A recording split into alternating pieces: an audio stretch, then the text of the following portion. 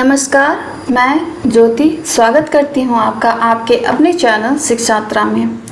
तो हम क्या पढ़ रहे थे? हम पिछली क्लास में हम पढ़ रहे हैं चैप्टर 1 रियल नंबर्स। ठीक है, चैप्टर 1 जिसका नाम है रियल नंबर। तो और आपको पता है इस सीरीज में हम क्लास 10th का फुल कोर्स कवर करने वाले हैं। ठीक है, तो टॉपिक ऑफ कंटेंट क्या क्या है, चैप्टर 1 में हम क्या क्या पढ़ने वाले हैं। हमारा इंट्रोडक्शन जो है कि वो कंप्लीट हो चुका है प्रीवियस लेक्चर में। उसके बाद the fundamental theorem of arithmetic वो भी हमारा कंप्लीट हो चुका है।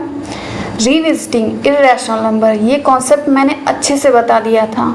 उसके बाद मैंने स्टार्ट किया था एग्जाम्पल 1.2 था।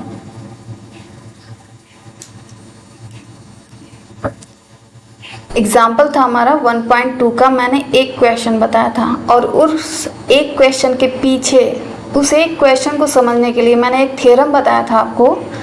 थ्योरम 1.2 बताया था और दो एग्जाम्पल बताए थे। ठीक है, दो एग्जाम्पल बताया था जिससे आपका कॉन्सेप्ट एकदम बिल्डअप हो जाए। ठीक है, और उस टाइप के 1000 क्वेश्चन भी अगर आपके एग्ज़ाम में आ जाएंगे, मतलब एग्ज़ाम में तो नहीं आएंगे, लेकिन अगर कोई भी आपसे पूछ ले, ठीक है, इन केस, तो आप बता सको। ठीक है, तो आज हम करने वाले हैं एक्सरसाइज का दूसरा क्वेश्चन। ठीक, तो सेम वही प्रोसेस हम करेंगे। दूसरा क्वेश्चन जो दिया हुआ है उसको समझने के लिए हम दो एग्जाम्पल पहले करेंगे। ठीक है, उस दो क्वेश्चन नंबर 2 को करने के लिए हम दो एग्जाम्पल करेंगे, फिर उसके बाद हम उस क्वेश्चन पे आएंगे। ताकि उससे क्या होगा ना, आप एक ही चीज को अगर बार बार करो तो आपके दिमाग में कहीं ना कहीं चलता रहता है। ठीक, तो उस क्वेश्चन को करने से पहले थोड़ा सा हम उसके लिए तैयार हो जाएं कि वो क्वेश्चन करने के लायक हम पहले बन जाएं, उसके बाद वो क्वेश्चन भी हो जाएगा। तो चलो, एग्जाम्पल 1 कह रहा है prove that 5 minus √3 is irrational. तो मैंने पिछले क्लास में भी बताया है कि इस टाइप के क्वेश्चन को कैसे सॉल्व करते हैं, कॉन्ट्राडिक्टरी मेथड से करते हैं। मतलब कि आपको जो प्रूव करना है उसका अपोजिट लेके चलिए। ठीक है, अगर हमें ये प्रूव करना है कि ये इर्रेशनल है तो हम इसे रैशनल लेके चलेंगे। ठीक है, अगर कोई कह रहा है प्रूफ करो कि ये रंग काला है तो हम उसको सफेद मान के चलेंगे। ठीक है, सफेद की क्वालिटी अलग होगी, जाहिर सी बात है। तो सफेद में अगर काला पेन चलाएंगे तो हमको दिखना चाहिए, बट वो दिखेगा नहीं, तो हम उसको कह देंगे कि ये सफेद नहीं, ये काला है।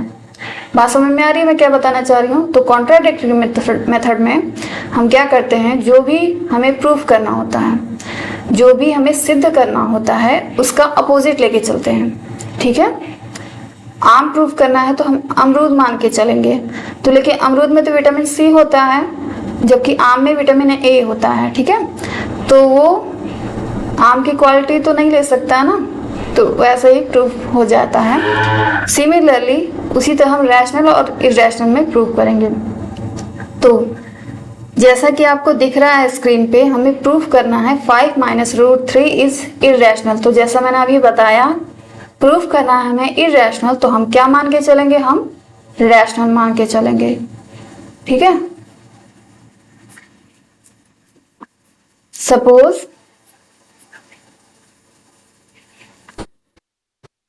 5 माइनस √3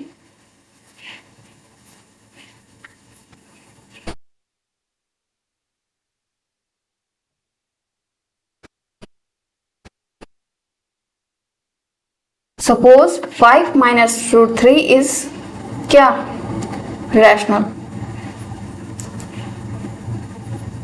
ठीक, हम क्या मान लें कि 5 माइनस √3 हमारा रैशनल है, तो रैशनल की क्वालिटी अलग होगी, जाहिर सी बात है। तो हम उसको बोल देंगे कि यहाँ डिफरेंस हो रहा है, हमारा सपोजिशन गलत था, हमने जो सपोज करके चला था वो चीज़ गलत था। हमने क्या भी सपोज करके चला है कि हम रैशनल सपोज कर रहे हैं कि 5 माइनस √3 रैशनल है, जबकि ये आपको पता होना चाहिए कि ये रैशनल है। ये मन में रखो, लेकिन लिखना आपको रैशनल है। ठीक है, ओके, तो रैशनल की क्या खास बात होती है? रैशनल को हम p बाई क्यू के फॉर्म में लिख सकते हैं, where q is not equal to 0 होता है ना। ये मैंने इंट्रोडक्शन पार्ट में ही बताया है, लेकिन मैं एक बार रिकॉल कर देती हूँ, ताकि क्योंकि अभी आपको यहाँ ज़रूरत है, तो होता है ना कि भूल जाता है, तो इसलिए मैं यहाँ पे रिकॉल कर दे रही हूँ। तो उसके बाद आपको क्या करना है, Q को 0 नहीं होना चाहिए। ये किसकी क्वालिटी? ये रैशनल की क्वालिटी है, जो कि हम लोगों ने माना है कि 5 minus root 3 is rational. Okay, तो इसे हम किस फॉर्म में लिख सकते हैं? p बाई क्यू के फॉर्म में लिख सकते हैं, जहाँ q is not equal to 0 and p q belongs to where, कहाँ बिलोंग करेगा? इंटीजर में, जिसे हम आई थिंक z से रिप्रेजेंट करते हैं।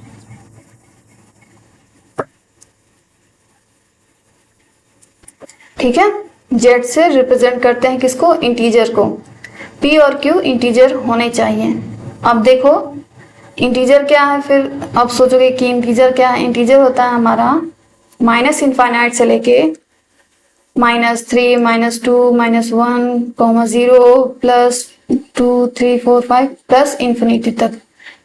इन शॉर्ट में कह सकते हैं माइनस इंफिनिटी से लेके प्लस इंफिनिटी तक की वैल्यू हमारी इंटीजर कहलाती है, लेकिन ये सारे नंबर प्रॉपर होने चाहिए। -3 होना चाहिए, -3/2 नहीं होना चाहिए, फ्रैक्शन नहीं होगा। कहाँ नहीं होगा? इंटीजर्स में। ठीक है, इंटीजर्स में फ्रैक्शन नहीं होता है, प्रॉपर नंबर होते हैं खड़े खड़े। ठीक है, बटे के रूप में नहीं होता है, बस ये जानना है आपको। ठीक है, तो ये है प्रॉपर्टी ऑफ किसका? रैशनल नंबर का। तो चलो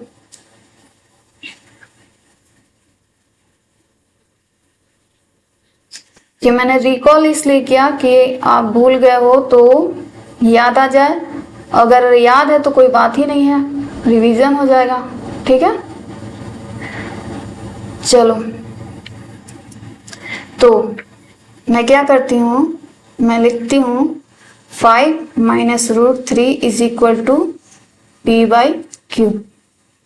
ठीक है, तो हम 5 माइनस रूट 3 को लिख सकते हैं p बाई क्यू के रूप में, क्योंकि ये एक रैशनल नंबर हम लोगों ने माना है। ठीक है, जहां where p and q are coprime, जहां p एंड q क्या है? कोप्राइम है। जिस coprime means no common factor, कोई कॉमन फैक्टर नहीं है 1 के अलावा, या ऐसा भी लिख सकते हैं जिसका HCF इज इक्वल टू 1 होना चाहिए p और q का। जैसे कोई ऐसा नंबर जैसे 3, 11, 3 को कौन डिवाइड कर सकता है? या तो 1 या तो 3, या तो एक करेगा या तो वो खुद करेगा 3 को। सिमिलरली इसी तरह 11 को भी या तो एक डिवाइड करेगा या तो 11 खुद को डिवाइड करेगा। तो p और q इस टाइप के नंबर है। सपोज अगर p 3 है तो q 11 है। ठीक है,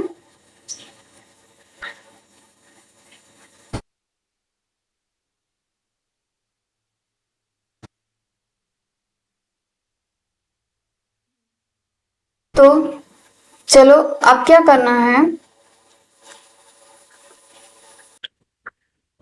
अब क्या करना है इस क्वेश्चन में, रूट वाला जो है उसको अकेला छोड़ दो और बाकी सारा चीज दूसरे साइड लेते आओ। रूट में क्या है? √3, तो -√3 है, तो जब इधर आएगा तो क्या हो जाएगा? +√3 हो जाएगा ना। बराबर के इधर साइन चेंज हो जाता है, प्लस रहेगा तो माइनस हो जाएगा, माइनस रहेगा तो प्लस हो जाएगा, और अगर गुणा हो रहा होगा तो भाग हो जाता है, भाग होता है तो गुणा हो जाता है। ठीक, √3 बराबर के इधर लाया, +√3 हो गया, प्लस आगे लिखा नहीं जाता है। उसके बाद 5 तो यहीं बचा रहेगा, और p बाई क्यू किस में है? प्लस के रूप में है, तो इधर आएगा तो माइनस के रूप में हो जाएगा। ठीक है, ये बात समझ में आ गई यहाँ। तो अब देखो p और q हमारा क्या है? p एंड q आर क्या है? इंटीजर्स है। अभी सोचोगे ये मैम ये क्या बता रही है, इंटीजर कहाँ से आ गया? इंटीजर ही होते, देखो integer upon integer is equal to rational number. समझ में आया? रैशनल को ही पी बाई क्यू के फॉर्म में लिखते हैं। तो रैशनल किसको हम बोलते हैं? Integer upon integer. ऊपर भी इंटीजर, ऊपर मीन्स क्या? अंश या न्यूमरेटर, ठीक है। यहाँ भी इंटीजर होना चाहिए और बटा डिनोमिनेटर यानी हर में भी हमारा क्या होना चाहिए? इंटीजर होना चाहिए, जीरो नहीं होना चाहिए। अगर जीरो हो जाएगा तो ये वैल्यू पूरी अनडिफाइंड हो जाएगी, उसे हम डिफाइन नहीं कर पाएंगे, ठीक है। बात समझ में आ गई? तो इंटीजर अपॉन इंटीजर ही होता है हमारा क्या? Rational number. और इंटीजर क्या होता है मैंने अभी डिटेल में बताया है, ठीक है। तो ये है हमारा क्या? रैशनल नंबर, ठीक है। तो रैशनल नंबर 5 में से कुछ घटाएंगे तो ये हमारा पूरा रैशनल नंबर आएगा कि नहीं? ये वैल्यू जो है हमारी रैशनल नंबर है, ये रैशनल है। और √3 क्या है? ये हमें पता है कि क्या है? इर्रेशनल नंबर है। इर्रेशनल क्या होते हैं? जिन्हें हम बटे के रूप में नहीं लिख सकते, या वैसे वैल्यू जो रूट के अंदर ही फंस के रह जाते हैं, कह सकते हो कि रूट के बाहर आने में असक्षम होते हैं, असमर्थ होते हैं, जो रूट के बाहर आ नहीं सकते, ठीक है। तो अब बीच में किस चीज का साइन लगा हुआ है? इक्वल का साइन लगा हुआ है। तो आप समझ रहे हो बात को? ये हमारा इक्वल के इधर रैशनल नंबर है और इक्वल के दूसरी साइड हमारा इर्रेशनल नंबर है। तो क्या कभी ऐसा हो सकता है कि रैशनल नंबर इर्रेशनल के इक्वल हो जाए? क्या परिमेय संख्या अपरिमेय संख्या की इक्वल हो सकती है? ये दोनों अपोजिट चीजें हैं। अगर कोई नंबर रैशनल है तो वो इर्रेशनल नहीं होगा, और अगर इर्रेशनल है तो रैशनल नहीं होगा, ठीक है। ये दोनों पूरब और पश्चिम है एक तरह से। अगर रैशनल हमारा पूरब है तो इर्रेशनल हमारा पश्चिम है। क्या पूरब और पश्चिम एक साथ हो सकते हैं? नहीं हो सकते हैं ना, ठीक वैसे ही, ठीक है। तो यहाँ हमारा जो सपोज किया हुआ चीज था, जो कि हम लोगों ने सबसे पहले ही सपोज किया था कि 5 - √3 इज रैशनल, वो चीज हम लोगों ने गलत सपोज किया था। यानी तो हम कह सकते हैं now therefore we can say that 5 - √3 is क्या? irrational, ठीक है। क्यों इरेशनल नहीं है? अरे क्यों इरेशनल है? क्योंकि ये रैशनल लेके जब मैं चल रही हूँ उस चीज को, तो हमारा बीच में रैशनल इरेशनल के इक्वल हो जा रहा है, जो कि ऐसा असंभव है, ठीक है। असंभव चीज है, तो असंभव कैसे हो सकता है? असंभव उसका नाम ही है कि जो संभव ना हो। तो जो संभव ही नहीं है वो कैसे हो सकता है? वो कैसे संभव हो सकता है? इट मीन्स कि जो आपका दिया हुआ था क्वेश्चन कि 5 - √3 को प्रूफ करना था इरेशनल, वो हम लोगों ने कर दिया है, ठीक है। कॉन्ट्राडिक्टरी मेथड यही होता है कि आपको जो प्रूफ करना हो उसको अपोजिट लेके चलो, ठीक है। और बीच में ऐसा हुआ, क्या हुआ कि रैशनल इरेशनल के इक्वल आ गया, तो आप कह दो कि बस अगर ये नहीं तो वो, अगर दायां नहीं है तो क्या है? बायां है, अगर पूरब नहीं है तो क्या है? वो पश्चिम, ऐसा, ठीक है। यही होता है हमारा कॉन्ट्राडिक्टरी मेथड। तो चलो एक और एग्जाम्पल करते हैं, फिर उसके बाद एक्सरसाइज करेंगे, एक्सरसाइज के क्वेश्चन, ठीक है। ये हमारा एग्जाम्पल 2 है जो कि आपके एनसीईआरटी बुक में दिया हुआ है। फिर इसी तरह का क्वेश्चन है, बस यहाँ प्लस माइनस नहीं लगा हुआ है। तो फिर लेकिन मेथड वही है, मेथड सब में सेम रहेगा। प्रूव दैट, यानी हमें प्रूव करना है, क्या करना है कि 3√2 जो है इरेशनल है, ठीक है। इसको इरेशनल हमें प्रूव करना है। तो हम कैसे करेंगे? हम सपोज कर लेंगे, सपोज 3√2 इज रैशनल, ठीक है। हम उसे रैशनल सपोज कर लेते हैं। तो 3√2 को हम क्या लिख सकते हैं? p/q के फॉर्म में लिख सकते हैं, ठीक है। जहां where p and q are what? Coprime, ठीक है। को-प्राइम है, यानी 1 के अलावा और कोई कॉमन फैक्टर नहीं है, ठीक है। अब चलो, मैंने इसके पहले वाले क्वेश्चन में क्या किया था? रूट वाली चीज को अकेला छोड़ दिया था और बाकी जो भी चीजें हैं उसको बराबर के दूसरे साइड लाओ। अब यहाँ √2 है, √2 को बेचारे को अकेला छोड़ दो यहीं पे, ठीक है।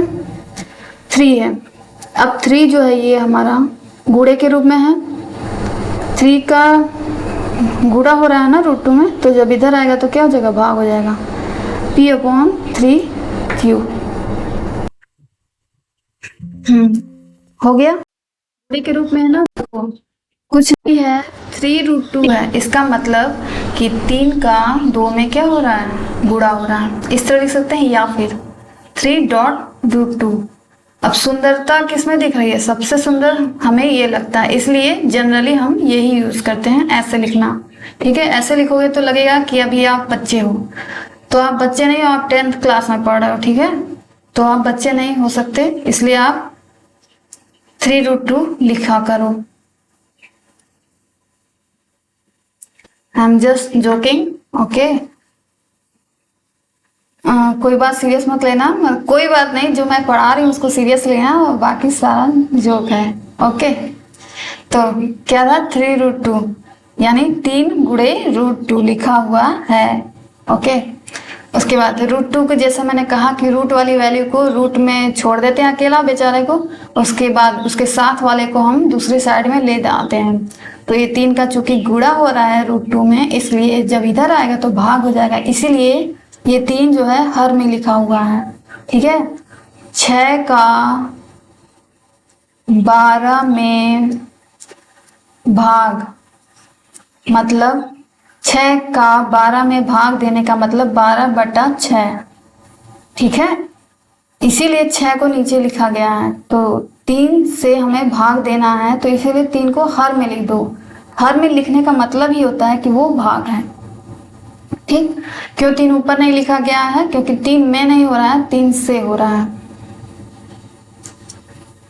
ओके। चलो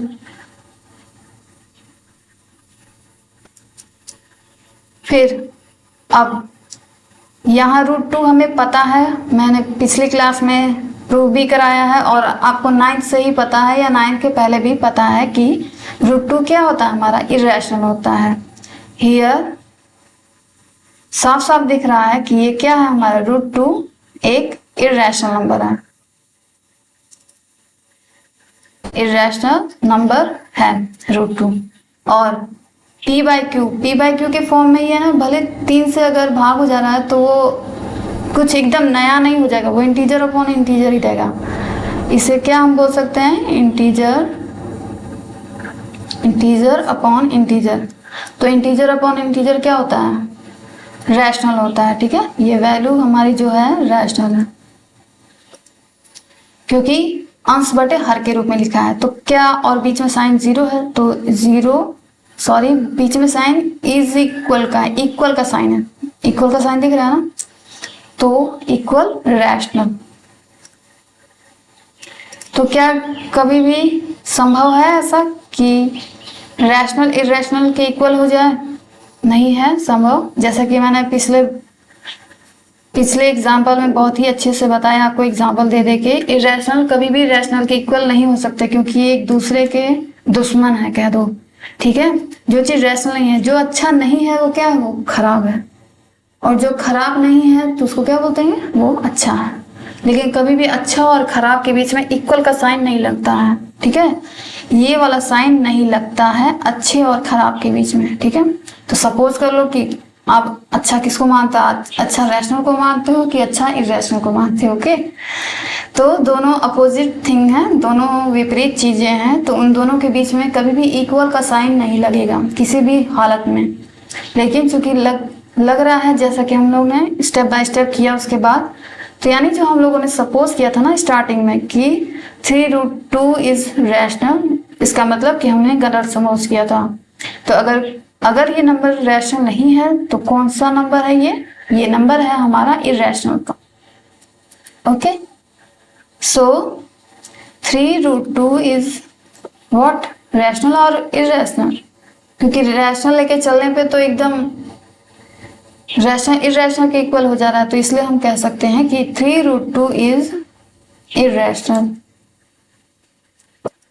जो कि हमें प्रूव करना था।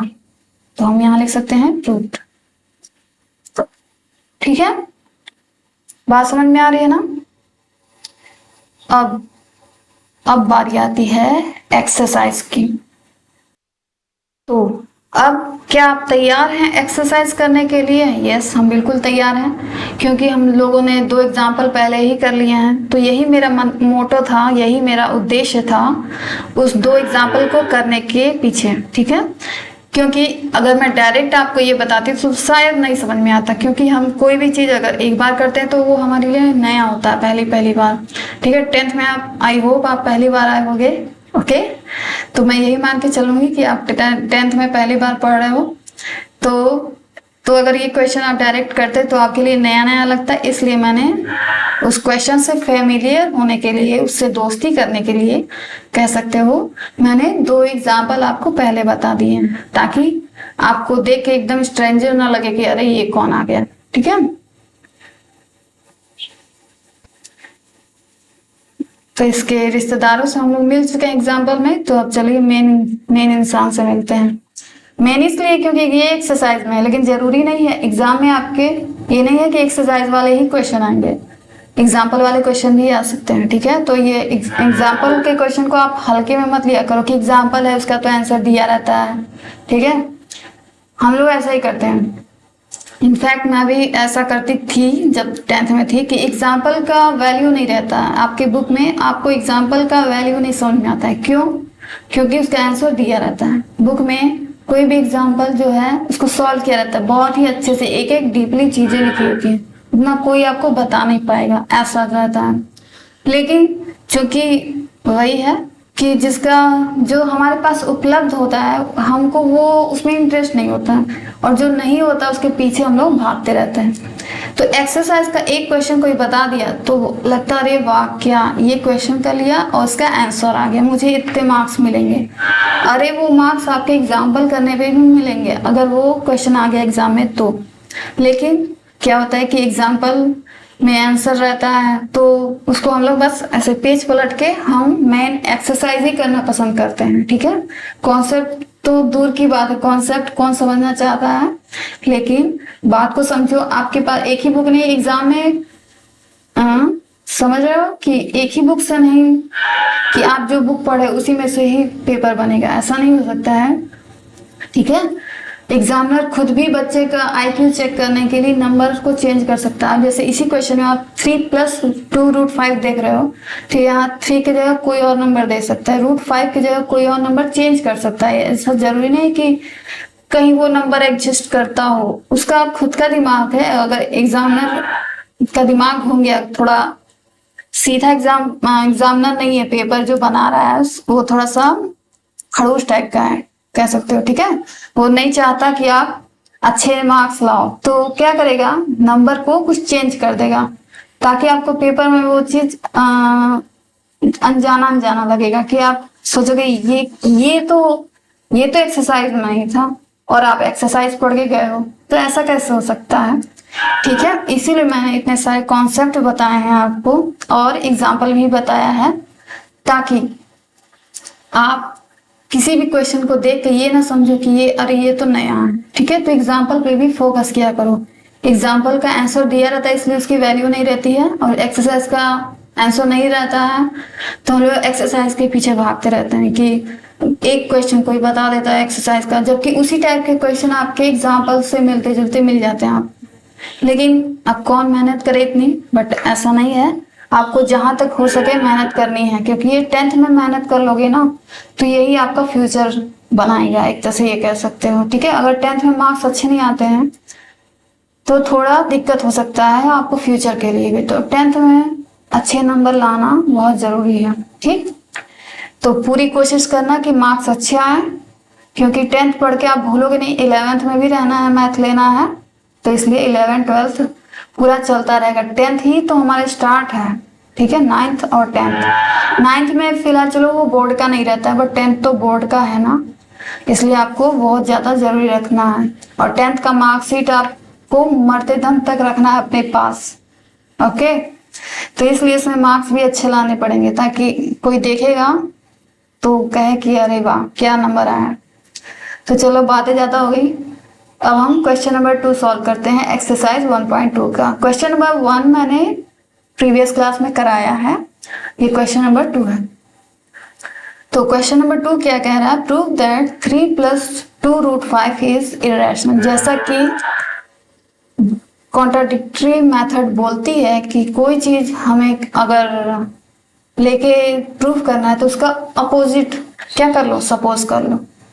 तो इसको प्रूव करने के लिए सबसे पहले हम लिखेंगे प्रूव, उसके बाद लिखेंगे suppose. Suppose 3 + 2√5 is what, rational. जबकि हमको पता है कि ये रैशनल नहीं है, फिर भी क्योंकि हमें सिद्ध करने के लिए दिया है, जब सवाल ही उल्टा दिया है तो उसका तरीका भी उल्टा ही हमें लगाना पड़ रहा है। ठीक है, सीधा सीधा नहीं दिया है। तो सपोज ये हो गया हमारा रैशनल नंबर। तो रैशनल नंबर की खासियत क्या होती है कि हम उसे अंश बटे हर यानी न्यूमरेटर अपॉन डिनोमिनेटर के फॉर्म में लिख सकते हैं। तो ये जो नंबर हम लोगों ने अभी भी माना है 3√5, इसे भी हम अंश बटे हर यानी न्यूमरेटर अपॉन डिनोमिनेटर के रूप में लिख सकते हैं। हो सकता है आपके एग्जाम्पल पे यहाँ पे a/b रहे, तो कुछ भी ऐसा डरना मत कि अरे मैम ने तो p क्यों बताया था, बुक में तो a/b है, तो बुक वाला गलत है या मैम वाला गलत है। चाहे p/q लिखो, चाहे a/b लिखो, चाहे x/y लिखो, सॉरी y लिखो, उससे कोई मतलब नहीं है, बस बटा होना चाहिए। ओके, कुछ भी लिख सकते हो, सेम सेम नहीं होना चाहिए बस। तो हम क्या कर सकते हैं, अगर ये रैशनल है, ये जो दिया गया नंबर है अगर वो रैशनल है तो उसे हम p/q के रूप में लिख सकते हैं, जैसा कि मैंने लिखा है। एंड वेयर क्या p एंड q आर क्या होने चाहिए, को प्राइम वही चीज कि 1 के अलावा और कोई फैक्टर ना हो किसका, p और q का। ठीक है, ऐसे युग, ऐसा जोड़ा कह सकते हो, ऐसे जोड़ा नंबर का जिसका 1 के अलावा और कोई अदर फैक्टर ना हो। तो p और q में भी कॉमन फैक्टर क्या है, 1 है, उसके अलावा और कोई कॉमन फैक्टर नहीं है। ठीक, अब देखो इसको कैसे सॉल्व करना है। प्रीवियस क्वेश्चन में मैंने बताया कि रूट वाली चीज को अकेले छोड़ना है ना, तो चलो इसमें भी छोड़ते हैं।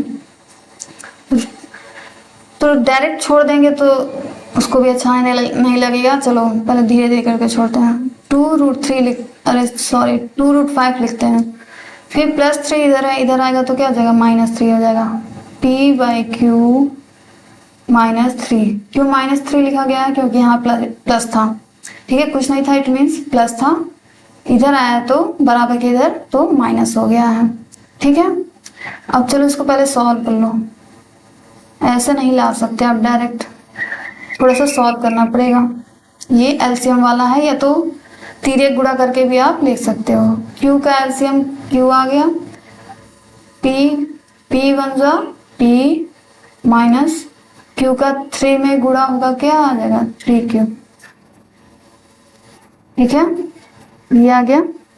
अब 2 का √5 में क्या हो रहा है, गुणा हो रहा है, तो 2 को हम क्या करेंगे, गुणा हो रहा है तो क्या हो जाएगा, इधर भाग हो जाएगा, यानी 2 नीचे आ जाएगा। ठीक है,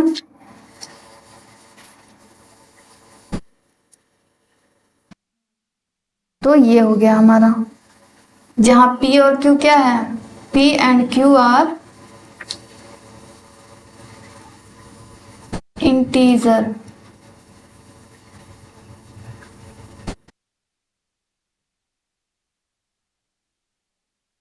ठीक है, p और q हमारा क्या है, इंटीजर है। तो इंटीजर है क्योंकि इंटीजर अपॉन इंटीजर ही हमारा रैशनल होता है, तो ये पूरी वैल्यू हमारी क्या आएगी, रैशनल में आएगा, कुछ जो भी आएगा ये हमारा रैशनल में आएगा। और जैसा कि हमें पता है, जैसा कि हम लोगों ने प्रूव भी किया है कि √5 क्या है, इरेशनल नंबर है, इरेशनल। और बीच में साइन किस चीज का लगा हुआ है, इक्वल का। तो ऐसा कभी नहीं हो सकता, ऐसा असंभव है कि इरेशनल कभी भी रैशनल के इक्वल हो जाए, ऐसा कभी नहीं हो सकता। ठीक है, तो ऐसा कभी नहीं हो सकता, यानी जो हम लोगों ने सपोज करके चला था स्टार्टिंग में कि 3 + 2√5 इज रैशनल, वो हमारा सपोजिशन, वो हमारा एजम्पशन गलत था। तो हम लोग लिख सकते हैं देयरफॉर 3 + 2√5 इज क्या, इरेशनल। ठीक है, इरेशनल है। बात समझ में आ गई? तो यही हमें प्रूव करना था। तो समरी ऑफ द क्लास, आज की क्लास में हम लोगों ने क्या सीखा है? सबसे पहले एग्जाम्पल किया हम लोगों ने। एग्जाम्पल कौन सा एग्जाम्पल, क्या क्वेश्चन था उसमें? हमने प्रूव किया, प्रूव दैट 5 - √3 इज इरेशनल किया था ना। फिर उसके बाद दूसरा एग्जाम्पल प्रूव किया, ये एग्जाम्पल 2 था हमारा, ये 1 था। एग्जाम्पल 1 ये था, एग्जाम्पल 2 3√2 को भी इरेशनल प्रूव किया। और ये जो हमारा था वो हमारा एक्सरसाइज 1.2 का दूसरा क्वेश्चन था। ठीक है, प्रूव दैट 3 + 2√5 इज इरेशनल, ये एक्सरसाइज 1.2 का, यस, एक्सरसाइज 1.2 का दूसरा क्वेश्चन था। टोटल आपके total number of question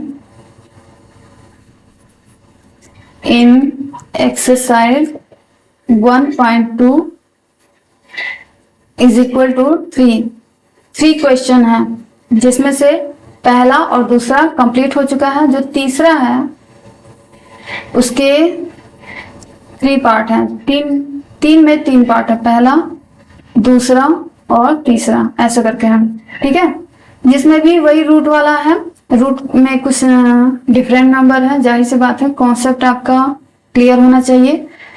digit तो चेंज होता रहता है, डिजिट कुछ भी रहे, 3 रहे, 5 रहे, 7 रहे, उससे मतलब नहीं है, लेकिन जो कॉन्सेप्ट है उसके पीछे का कि हमको क्या मान के चलना है। ठीक है, अगर इरेशनल प्रूफ करना है तो हमें क्या मानना, हमको ये नहीं मानना कि ये नेचुरल नंबर है। ठीक है, हमें उसका अपोजिट ही मानना है। ऐसा नहीं मान सकते कि अगर ये रैशनल है तो ये एक होल नंबर है, ऐसा मान लो। ठीक है, ऐसा नहीं मानना है। अगर हमें इरेशनल प्रूफ करना है किसी भी नंबर को, तो हमें उस नंबर को पहले क्या मान के चलना है, रैशनल मान के चलना है। ठीक है, यही हमारा कॉन्ट्राडिक्टरी मेथड कहलाता है। इसी मेथड को हम लोगों ने अप्लाई किया है। और P और Q हमारे को प्राइम टर्मिनल रहेंगे, या A/B लिख लो, या XYZ, जो भी X/Z, ओके, कुछ भी लिखो, लेकिन आपका मेन कॉन्सेप्ट सही रहना चाहिए। ठीक, उसके बाद से मैंने थ्योरम भी जो बताया था 1.2, वो तो प्रीवियस क्लास के लिए था। तो इसमें क्वेश्चन नंबर 3 में 3 पार्ट है, जो कि हम लोग अगली क्लास में करेंगे। ठीक है, ठीक है, उसके लिए मैं कोई एग्जांपल नहीं बताऊंगी। मैं 3 पार्ट है, उसको 3 पार्टों को मैं एक साथ ही अगली क्लास में कवर कर लूंगी। ठीक है, तो तीसरे क्वेश्चन, ये भी सारा बेस्ड है हमारा इरेशनलिटी पे।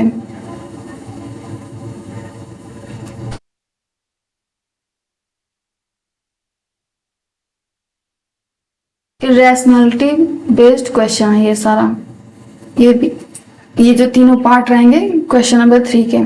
आज क्वेश्चन नंबर 2 हो गया हमारा, तो क्वेश्चन नंबर 3 को हम लोग अगली क्लास में कंप्लीट कर लेंगे, जिसके बाद हमारा आई थिंक कंप्लीट हो जाएगा। ये कौन सा, क्या कंप्लीट होगा, ये हमारा कौन सा चैप्टर है? ये चैप्टर हमारा 1 रियल नंबर कंप्लीट हो जाएगा। ठीक है, वही लास्ट क्वेश्चन है। और एक बात बता दूं, क्वेश्चन कंप्लीट करने के बाद भी मैं कुछ प्रैक्टिस क्वेश्चन लाऊंगी। ओके, हर चैप्टर के बाद कुछ क्वेश्चन की हम लोग प्रैक्टिस करेंगे। ठीक है, जो कि आपके बुक में नहीं रहेगा। तो उससे क्या होगा कि जितना आप प्रैक्टिस करेंगे वो चीज आपके हैबिट में आ जाएगी। ठीक है, वो आपके व्यक्तित्व में आ जाएगी, तो आपको ज्यादा दिमाग लगाने की जरूरत नहीं पड़ेगी उस चीज को, अगर वो पेपर में आ गया तो। ठीक है, आप देखते ही समझ जाओगे, अरे हाँ, ये इस तरह क्वेश्चन तो मैंने पहले हैंडल किया हुआ है। ठीक है, तो हर चैप्टर के लास्ट में, अभी चैप्टर 1 है, तो हमारा अगली क्लास में चैप्टर 1 कंप्लीट हो जाएगा। उसके बाद भी मैं कुछ क्वेश्चन कराऊंगी फॉर प्रैक्टिस, जिससे आपकी प्रैक्टिस अच्छी हो जाए। ठीक है, कोई भी क्वेश्चन आपको ऐसा ना लगे कि ये क्वेश्चन तो मैंने देखा ही नहीं कभी, ऐसा कुछ, मतलब सारा कंफ्यूजन दूर हो जाएगा उससे और आपकी प्रैक्टिस अच्छी हो जाएगी। और क्वेश्चन जितना ज्यादा आप सॉल्व करोगे, क्योंकि ज्यादा क्वेश्चन आपके एक्सरसाइज में है नहीं, सिर्फ 3 क्वेश्चन है, तो उसी 3 क्वेश्चन को करके आप, ठीक है, ज्यादा प्रैक्टिस रहेगी तो ज्यादा अच्छी बात है। तो उस क्वेश्चन को ज्यादा हम लोग प्रैक्टिस करेंगे। कुछ मैं क्वेश्चन अपनी तरफ से लाऊंगी जो एग्जाम की दृष्टि से महत्वपूर्ण रहेगा। ठीक है, जो एग्जाम में आ सकते हैं ऐसे क्वेश्चन। ठीक है, मोस्ट इंपॉर्टेंट क्वेश्चन, ऐसा नहीं कि कोई भी क्वेश्चन उठा के पुट कर दिया, ऐसा नहीं है। तो सारे क्वेश्चन इंपॉर्टेंट रहेंगे एग्जाम के पॉइंट ऑफ व्यू से। तो उस क्वेश्चन को हम लोग करेंगे हर चैप्टर के लास्ट में, हर चैप्टर के लास्ट में हम लोग करेंगे। अभी चैप्टर 1 है तो उसके लास्ट में करेंगे, फिर चैप्टर 2 भी जब कंप्लीट होगा उसके लास्ट में हम लोग करेंगे। उससे आपका सारा डर खत्म हो जाएगा मैथ का। ठीक है, तो अगर आप फर्स्ट ईयर में छोड़ने वाले हो कि 11th में बहुत ज्यादा टफ आएगा, तो ऐसा कुछ नहीं लगेगा, बिल्कुल नहीं लगेगा। ठीक है, इतनी अच्छी तैयारी और इतना अच्छा प्रैक्टिस करते रहोगे तो आपको मैथ से प्यार हो जाएगा, जो कि शिक्षात्रा का उद्देश्य है। ठीक है, तो फिलहाल इतना ही रखते हैं। क्वेश्चन नंबर 3 जो कि हमारा लास्ट क्वेश्चन है, उसको कंप्लीट करके फिर हम लोग प्रैक्टिस करेंगे क्वेश्चंस की। तो ठीक है, फिर आज की क्लास में इतना ही रखते हैं। Thanks for watching.